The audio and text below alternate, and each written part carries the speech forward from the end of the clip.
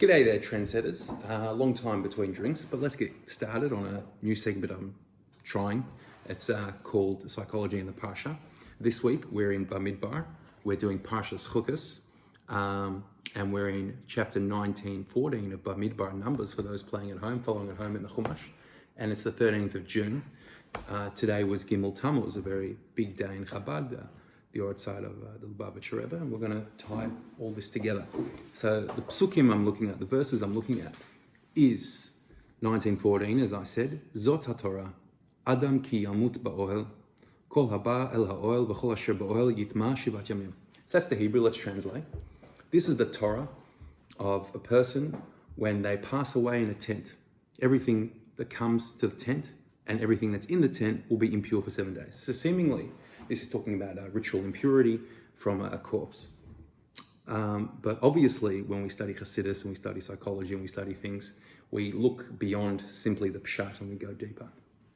And we see the imagery and we see the nuance and we see the message. So I see this talking about basically the inevitability of coming to terms with death. And not death in the literal physical sense, but a death as in a challenge. Maybe what Robert Bly would call Ashes time, when we might face some serious mental anguish, some serious mental adversity. Maybe what Matisyahu would be referring to as feeling storm-tossed, feeling, cut by the slings and arrows of outrageous fortune. That inevitably come our way when we're dealing what with? Ba'ohel, the tent. What's an ohel? Two pshats. One explanation of an ohel is what the Kotzker Rebbe would refer to as the ohel, which is the Jewish home. The home which is central to our divine service and our being. Because when the Torah was given, Hashem commanded Moshe and the elders to go back to Bnei Israel and say, go back to your tents, go back to your ohel, go back to your homes, because it's all well and good to be up on the mountain receiving divine inspiration, but unless you're implementing it in the home, then it's nothing. And this is where Judaism really differs from a lot of other religions. No shame, no blame, just noticing lahavdil, the differences, where to be a community leader, to be a religious leader, necessarily you would want a home, a family, a spouse, children, an ohel, a tent, filled with these things, and there too lies divine inspiration, divine service, and divine meaning, not up in a monastery or on a mountain deprived of these things. Necessarily, the highest form of divine service is really bo'ohel, in the home. And indeed, I see these things, often a lot of the places of holiness are referred to as a beit or a bayit. So that we have the Beit HaMikdash, the holy temple, we have the Beit Midrash and the Beit Knesset. All of these terms are reminding us, the shul and the learning, house of learning, all reminding us of the bayit, the foundation, the home, the ohel. So I think there's a real challenge for men and women, husbands, wives, fathers, mothers, when they're dealing with the ohel, when they're dealing with the home. And there's a degree of inevitability, because the word here is ki, which can mean if, and it can mean when. There's almost an inevitability when you will die.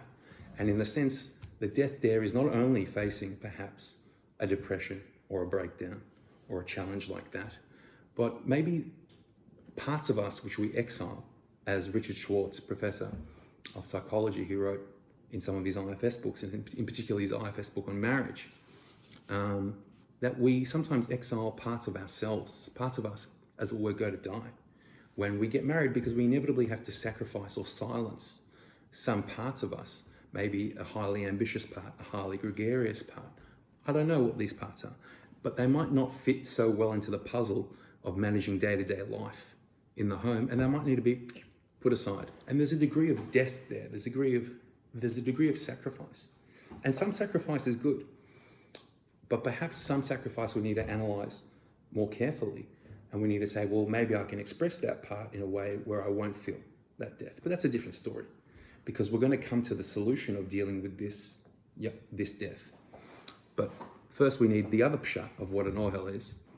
Chabad Chassidus in Hayom Yom would say the ohel is referring to the tent of learning, the tent of divine service outside the home, which is really, our injunction and our command from the Rebbe to be a lamplighter, to go out and do divine service and light up the world with Torah and mitzvahs and Chassidus.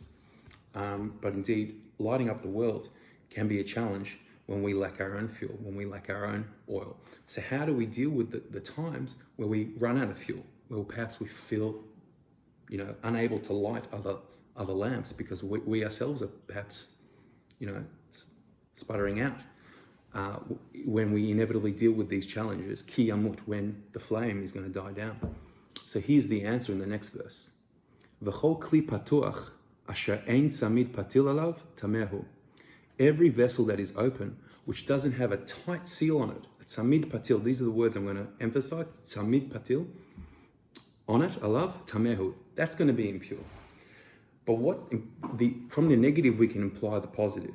So if a jar doesn't have a tight lid, it's going to be pure.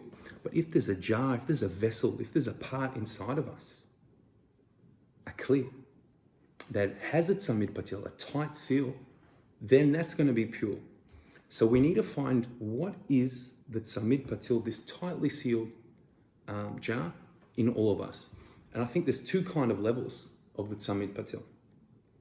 The first level of the tzamid patil is what we hold on to when we're really storm-tossed, when we're really having a bad day.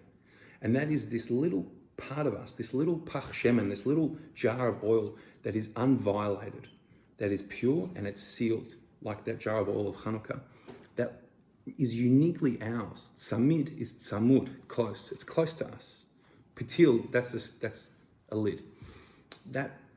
Something that's uniquely ours. So I'm going to be controversial here, and I'm not talking here about your nefesh Elokish. I'm not talking about your divine soul. I remember there was a meme that was out there. It says, "You do not have a soul. You are a soul." I'm sorry to say, but some teachings, indeed in Chabad Chassidus, will hold that to be true. But some teachings, and indeed in the same Chabad Chassidus, will hold that to be not to be true. Even the Tanya. We are not our nefesh Elokish. We have a nefesh Elokish. And if you don't agree with that, well then get angry with your local siddur, because the first prayer that we say every day, and indeed it was the Rebbe's favorite prayer, is Modeh Ani. And in Modeh Ani we say, Modeh Ani lefanecha, grateful am I before you Hashem, Melech VeKayam, long living King, Shechazarta bi nishmati, that you return to me, my soul. So seemingly be in me and my soul is separate. So I'm not talking about the nefesh Elokish. I'm talking about you, your conscious self, here in the body, here in the guf, something you're proud of, something we're proud of, something we are uniquely just really grateful for, and dare I say, happy that we have achieved in our life. And that's going to be a different thing at different stages in your life, and it's going to be different for everybody. It might be that you did really well in a certain subject in school. It might be that you ate a pie eating contest. It might be that you got a blue ribbon on sports day. I don't know what it is. For everybody, it's different. But you hold on to it and you hold it dearly, because that's your little unviolated vessel that you can put in your pocket. And when you're being battered and perhaps feel like you're sputtering out, you can go, do you know what?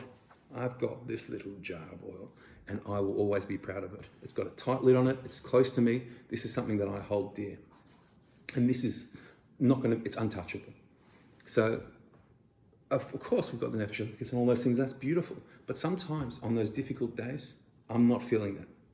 I need to feel something a bit closer, as it were, to my consciousness. And that's that little point of self that I've achieved with God's help and God's bracha, of course, but that I can be proud of. So that's the first level. And the second level is within our avoider in the ohel, in the Jewish home, and ba'ohel in the Jewish service, outside of the home, lamp lighting, if you will. What are we doing to fill our own fuel tank, to nurture our fuel tank, and to really nurture and build our health, our wealth, and our wisdom, so we can be healthy, wealthy, and wise? And for everybody, that's something different. It can be going for a run. It can be learning something that really lights your fire. It can be relaxing, doing something that's not intellectually stimulating, but something at least that then just helps you relax. And for everybody, that's different, and everybody needs to make their own decision. Now, I'm not talking about suppression of emotions. What I'm talking about is self-expression, expression over suppression, because it's very easy to go down that road and go, well, let me go down the road of suppressing my difficult emotions with things that distract me and perhaps things that kind of have addictive qualities. Now, all of us have, to a degree, addictions, which are really there to suppress our difficult emotions. And of course, you've got a whole spectrum of addictions. Some are less harmful and some more harmful, but all really do the same role, which is to suppress difficult feelings. Gabor Mate, who's a thinker and a doctor, would say not why the addiction, why the pain? And we have to hold space for those parts in us which are dealing with pain, and then look for a balm or a band-aid to put over that and distract from it. And from everything from Netflix to narcotics and everything in between.